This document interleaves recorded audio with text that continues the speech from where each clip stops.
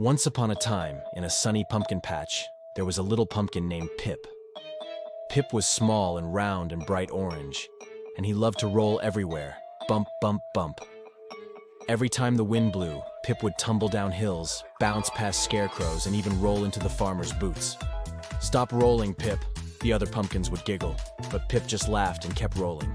Now, Pip was a happy little pumpkin, but the other pumpkins thought it was silly to roll when you could just walk. "Why do you roll, Pip?" they'd ask. "'Cause it's fun," Pip would say, wobbling away. "I like to roll." The other pumpkins shook their heads. "You're such a silly pumpkin, Pip." Then, one day the leaves began to turn, the air grew crisp and cool, and one morning the farmer came to the patch with a wagon. All the pumpkins were very excited because that meant it was almost Halloween. But Pip wasn't listening. He was busy rolling around in a pile of dry leaves. Suddenly, the farmer scooped him up. "Whoa, little one," he said, chuckling. "You're the perfect size for my granddaughter, Lily. She's been looking for a pumpkin to carve for Halloween." Now, Pip had heard about Halloween. All the other pumpkins would tell spooky stories about it.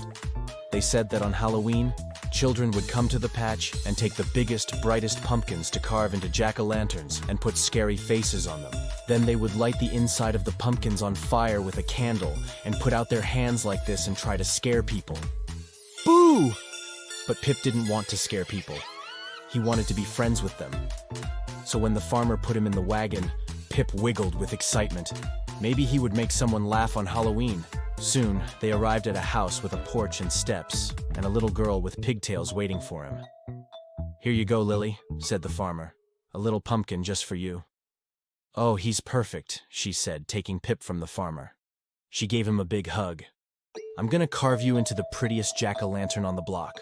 Then she took him home and got to work. She cut off the top of Pip and scooped out his insides.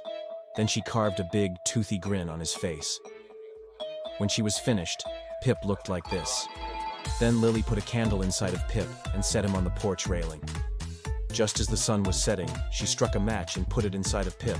Oh, wow, he looked so cool. But as soon as she stepped back, Pip rolled off the porch and onto the sidewalk. "Whoa," said Lily. She tried to grab onto Pip, but he was too slippery. He rolled all the way down the sidewalk, past the house, and into the road. "Stop, Pip," Lily cried. She ran after him. But when she looked back, she saw something funny. Pip had stopped rolling, and now he was making the cars behind her honk their horns by sticking out his tongue and making funny faces. Everyone in the car was laughing, and Lily started to laugh too. Then Pip rolled off the road and onto the lawn in front of the house next door. A group of costumed kids were waiting there for trick or treat. "Hey, look," one of them said. "A talking pumpkin." Pip stuck out his tongue again and made a funny face. The kids laughed and gave Lily candy from their bags. "Here you go," they said. "Happy Halloween." And Lily said, "Thank you." From then on, every Halloween, Pip would roll around to greet everyone.